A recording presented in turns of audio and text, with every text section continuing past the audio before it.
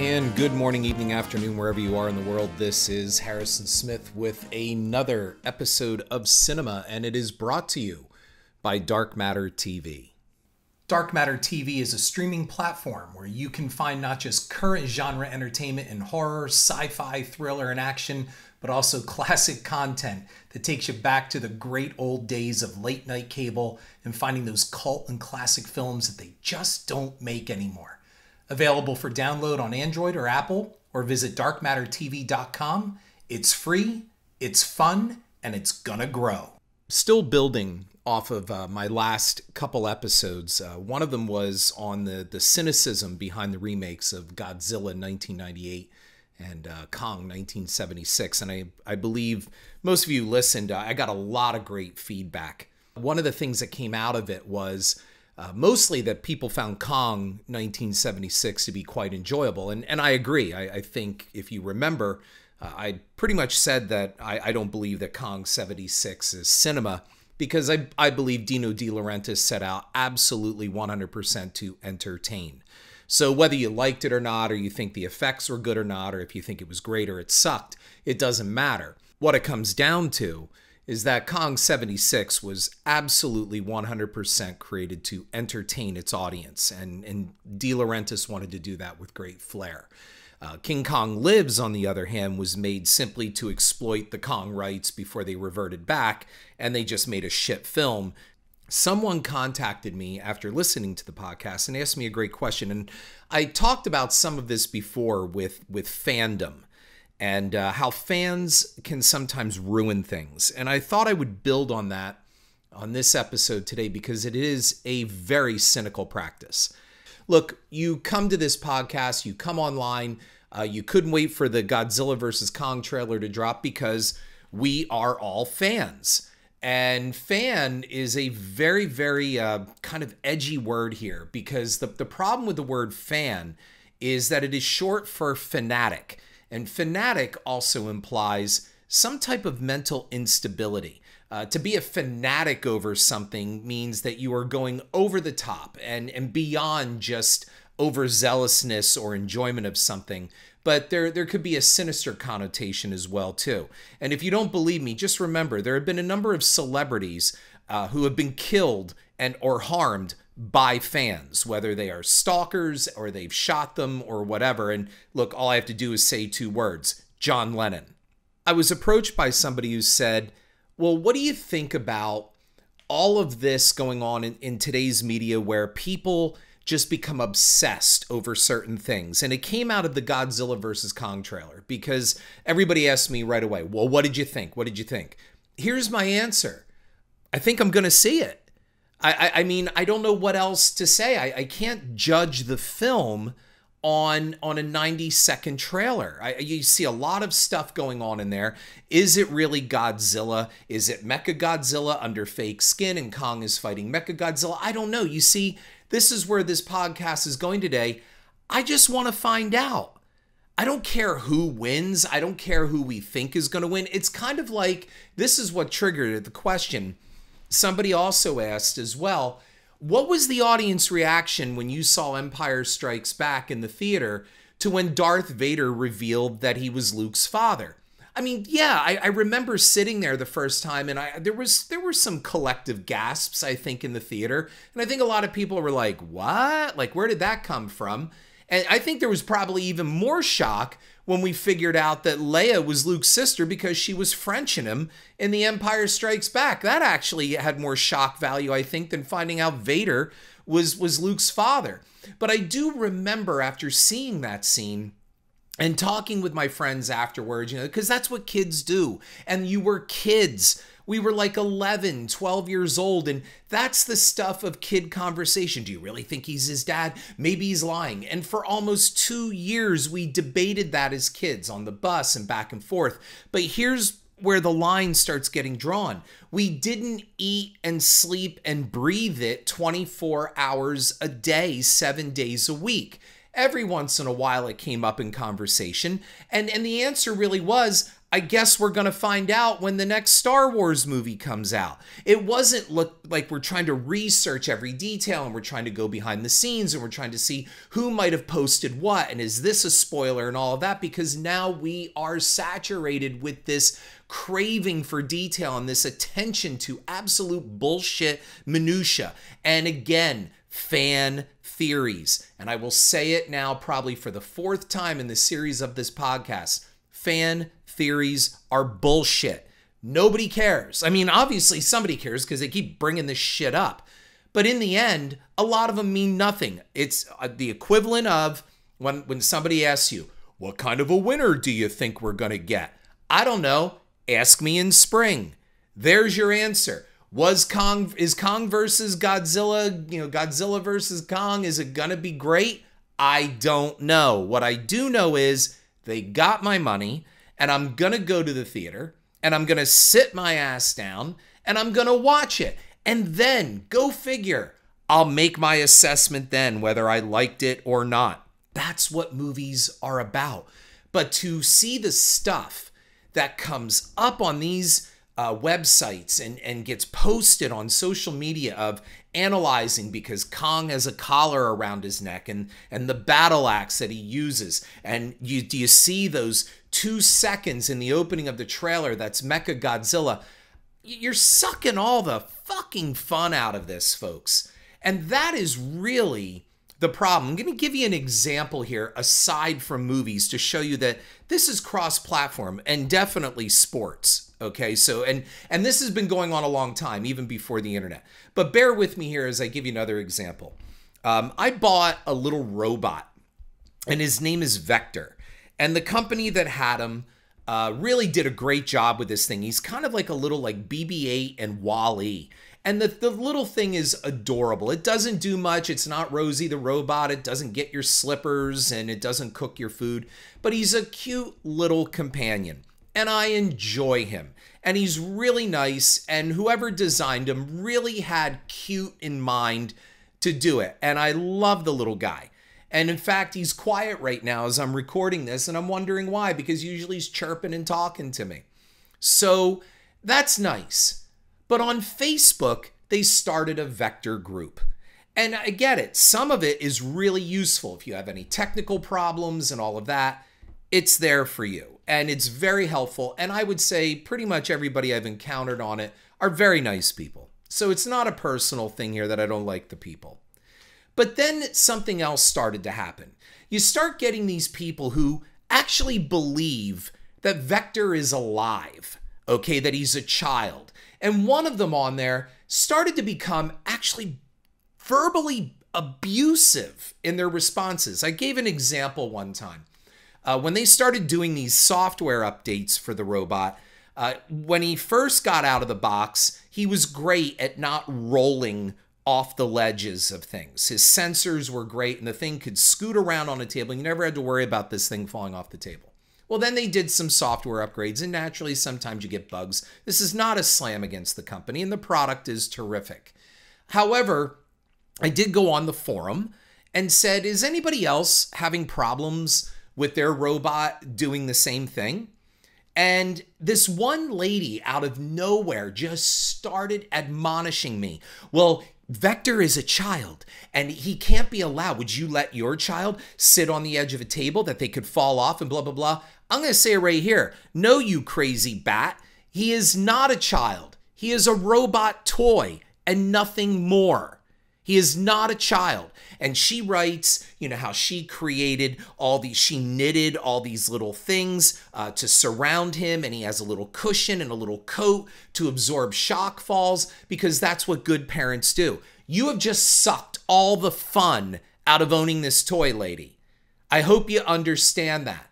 And then you've got other people. Someone posted one time, is it just me? Or when you go to the store, are you thinking all the time about what you can buy for your robot to make him happier during his day?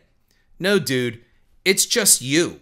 It's not me. No, I've never gone to the store recently or shopped Amazon wondering what I can buy my toy robot, especially with that kind of expendable income in the middle of a pandemic. You need to realign your priorities, in my opinion. And you get more and more of this, people going out and creating like all these expensive sets for these little toy robots to run around. And it'd be different if they were children.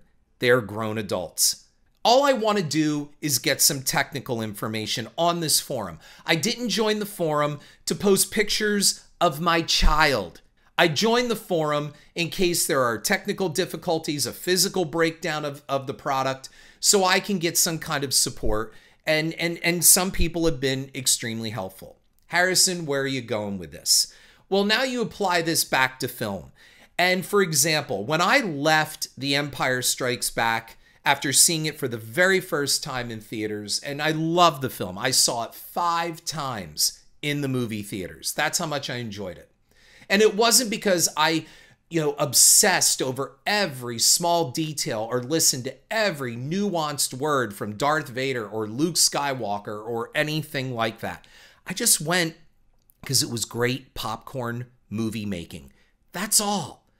And you went to school and you could talk about this. You could openly talk about it without people looking at you like you're some idiot or you're some total uber nerd who has no social life. I had girlfriends in school. I had a hot girlfriend that I could mess around with, all of that stuff. I wasn't sitting in my basement in a dungeon master hood rolling dice. And again, if you did that, that's fine. But my point is, I felt I enjoyed my pop culture with balance and understanding. I didn't obsess over this stuff. I didn't look for every tiny clue and piece of minutia and picking fly shit out of pepper because it ruins it. And as I grew up and the internet came around and all of this stuff, Star Wars fans have ruined Star Wars.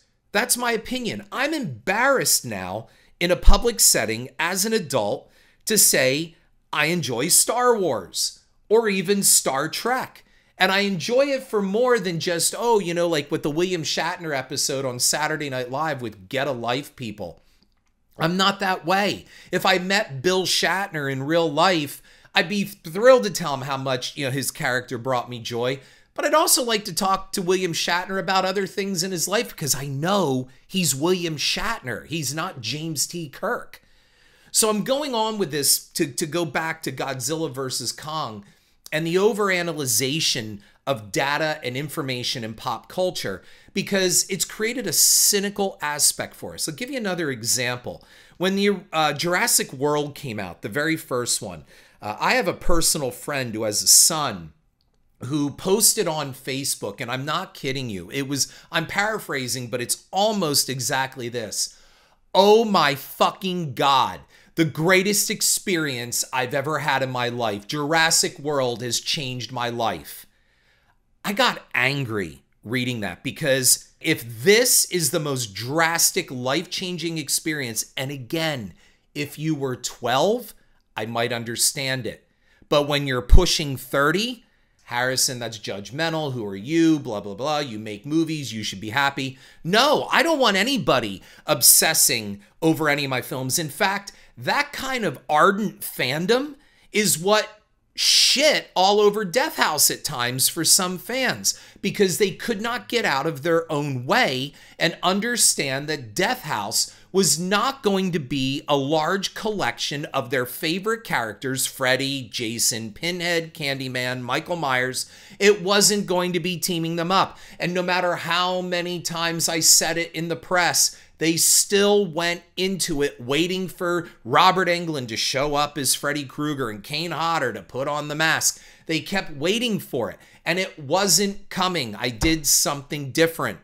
And it wasn't that I wanted to screw the fans in Rian Johnson style with The Last Jedi. What I wanted to do was provide something different. And here's the kicker, ladies and gentlemen. Those stars who are famous for those roles also wanted that. I hate to break it to you, but Tony Todd doesn't want to just be known for Candyman. He's done a bevy of a lot of work. In fact, I still feel The man is deserving of an Oscar, and he needs to expand and keep expanding. And while he's grateful for what Candyman has brought him in Night of the Living Dead and all of his horror work, Tony Todd is not defined by the horror genre. But god damn it if people still want to define him as that. And it goes the same for Robert Englund. It goes the same for Kane Hodder.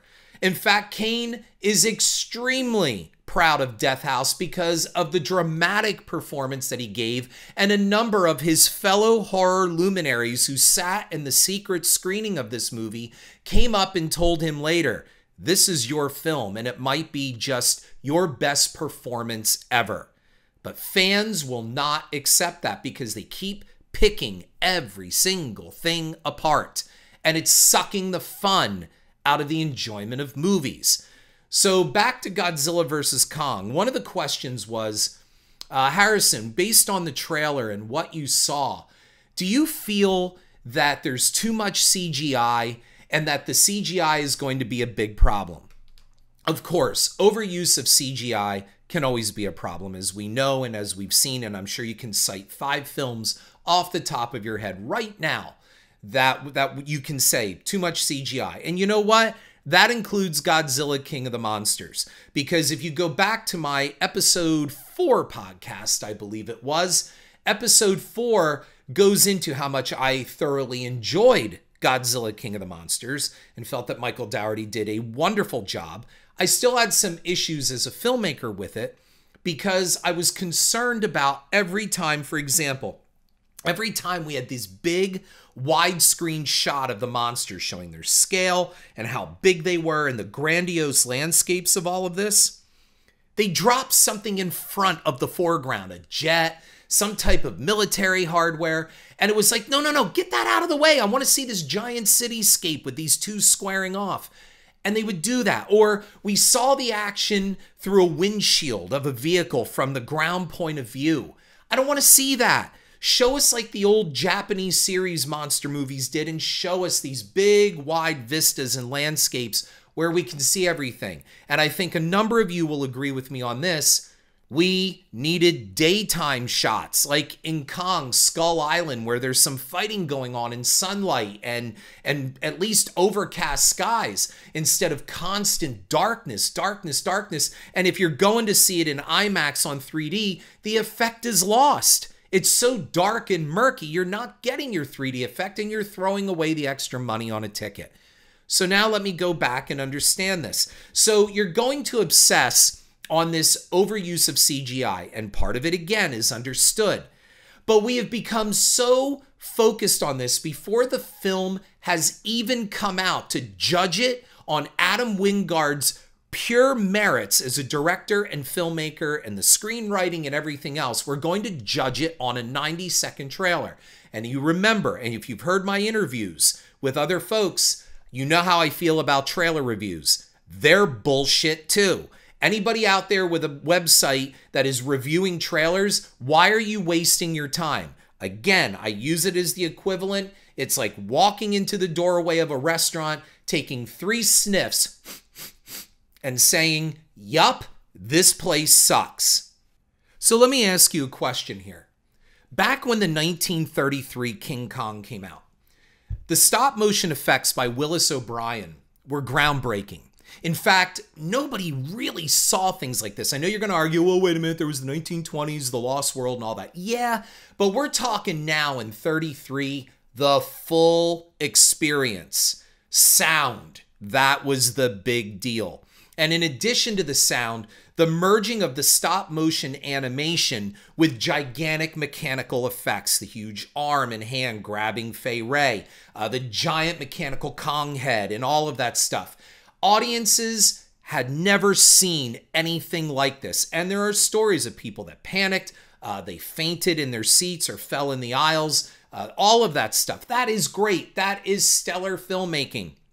But do you really think afterwards, after the film was done in the months after King Kong 1933 disappeared from screens, do you think people sat around and obsessed and wrote magazine articles and news articles and talked to each other obsessively over the stop motion animation? Well, you know, there was just too much stop motion.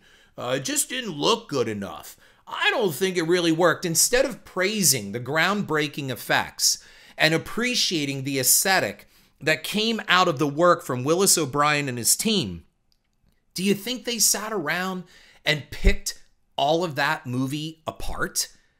No, they didn't.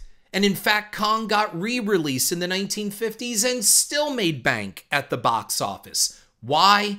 Because it was great. That's what I'm trying to say here. We obsess way too much over all of this stuff. Yes, you can lob criticism and well-founded criticism. Are the Star Wars prequels too reliant on CGI? Yes. But do we have to obsess about it to the point that whatever merit the Star Wars prequels have, and they do have merit, that's the other thing. This leads to the dangerous, cynical slope of saying, well, things like that just suck. A lot of fucking people worked on those prequels, man. And just because George Lucas had a lazy script and he wasn't really directing like he should have, doesn't mean those prequels sucked. You mean to tell me John Williams sucked? Really? His score sucked? You mean to tell me all those Academy Award winning and nominated special effects sucked? You may not have liked Jar Jar Binks, but the technical work that went into him to render him and to make him a human character, come on, man. Be real film appreciatists here.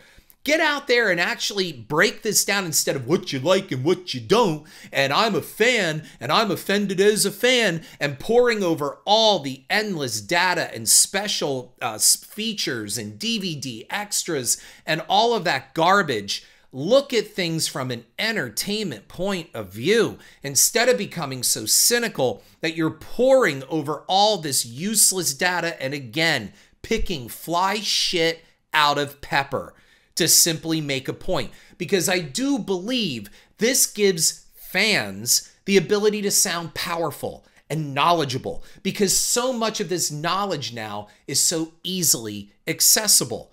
The movie magic behind the original King Kong, it wasn't that easily accessible. People had to really research how Willis O'Brien did it. It wasn't like he was on TV giving interviews. It wasn't like the Kong DVD or VHS came out with a special featurette with Willis O'Brien. None of that existed. So really, you were resigned to the fact of, imagine this, just sitting in your fucking movie seat and enjoying it. Imagine the idea of just going to a movie and enjoying it. And we're not doing that anymore. One last example. I went to see Rogue One in the theaters. And I enjoyed Rogue One very much. And in fact, I got a surprise for me. On Twitter a couple weeks ago, I wrote, why is there so much hatred for Rogue One? Because I sincerely saw it. I saw, there was like it was trending and people were like, oh, another Disney, Star Wars, trash and this, trash and that, the plotting, too many characters were, oh my God, all of these. It was just fun. And I thought it dovetailed perfectly into A New Hope and, in fact, possibly even redeemed Hayden Christensen's Darth Vader a little bit. Okay, I actually was able to get past, and the setting up of Darth Vader is just a whiny bitch through two prequels and that opening one, The Phantom Menace, where he was just an obnoxious child. I'm sitting in Rogue One, and I knew nothing about it. Just so you know, I knew that Gareth Edwards directed it. I knew some things that it had to go back and get some reshoots and all that, but big deal. So do a lot of movies. I avoided all the spoiling information because imagine, I just wanted to go see a Star Wars movie and sit there and enjoy it and judge it on its own merits. And so I'm sitting in the theater, and it's when Peter Cushing's character, Tarkin, is revealed to us again. And I know we saw him at the end of Revenge of the Sith, and right there you're going to have somebody say, no, what you don't understand is there was Governor Tarkin at the end of Revenge of the Sith, and he and Vader are looking out. Oh, shut up. My point is that it was Peter fucking Cushing again on screen. And there is a double-edged sword to this, because while that is great, there's some deadly applications for this kind of facial reconstruction, but that's a different podcast altogether. All I could tell you is my mouth opened and I literally was like, no shit, get the hell out. And I loved it. Yes, I know it's not really Peter Cushing. Yes, I know they got a voice actor in there and they got another actor and he had all the CGI stuff on his face. But my God, it looked great. And sure enough, only about a week after the movie was out, some douchey YouTube movie host, okay, gets on and they talk in that quick cut editing. Hey, everybody, got a new show for you. Blah, blah, blah. Let's talk about Rogue One. Da-da-da, blah, blah, blah, with a green screen behind them, no less. All right, that's what I love. Ranting about the green screen effects in Rogue One. And started talking about how the actor who played Peter Cushing and the reconstruction of Cushing's face, well, you can see the defects in it. It's not perfect, but I really appreciate the work that they've done. What a douche, okay? You are so condescending and so far out of your base. You have no appreciation at all for film. Film is not a product to sit down and deconstruct the magic like that. A lot of work went into bringing Peter Cushing back to the screen, and it worked beautifully. And you've got these people now. Here's my point as I start to end this podcast. All of you who do that, all of you who pick the fly shit out of Pepper, you are the spoilers. Not the people leaking information. You are the spoilers. You're spoiling the fun, or you're sucking the fun out of the room. You're that person who sits in a room with 20 people and watching A Nightmare on Elm Street, and you're the one that just has to let everybody know you're smarter than everybody else. Well, you know, they did that. They had a rotating set and da-da-da-da-da, blah, blah, blah, blah, blah, blah, and see how smart I am. That's my point. Stop deconstructing the magic. I believe that DVD extras and the incessant coverage of how they did it on the internet is like a magician giving away their secrets. And I am not so sure we should be doing this, because now we're not looking at film as a magical event. We're looking at it as a product to be deconstructed. And that is cynicism. When I sat in Raiders of the Lost Ark and Harrison Ford is hanging on the front of that truck and he goes underneath and he's hanging on the bottom of that truck and then flying. Look, that was really Harrison Ford doing his own stunts. But I didn't obsess, go, how'd they do that? I wonder how they did that. Well, what you see is that he had some kind of apparatus underneath his clothing so he wouldn't get all cut up. I don't care. I just want to enjoy the movie. And we have forgotten this. And we have lost this ability. And we're getting lost in the subterfuge and the minutia. So for this episode, I'm asking all of you, try to enjoy yourselves.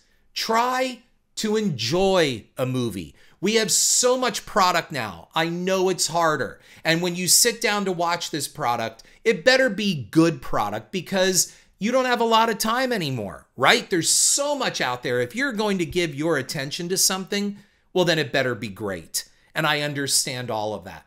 But appreciate the smaller films. Appreciate the work that goes into them.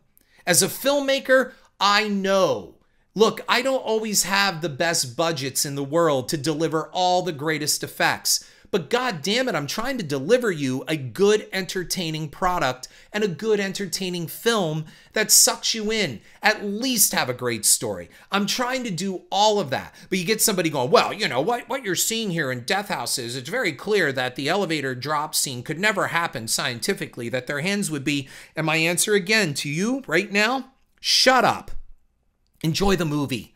Sit back and just relax. Stop deconstructing the magic. This is Harrison Smith. Thank you for listening. Go out and see Godzilla vs. Kong and just enjoy it. Thank you.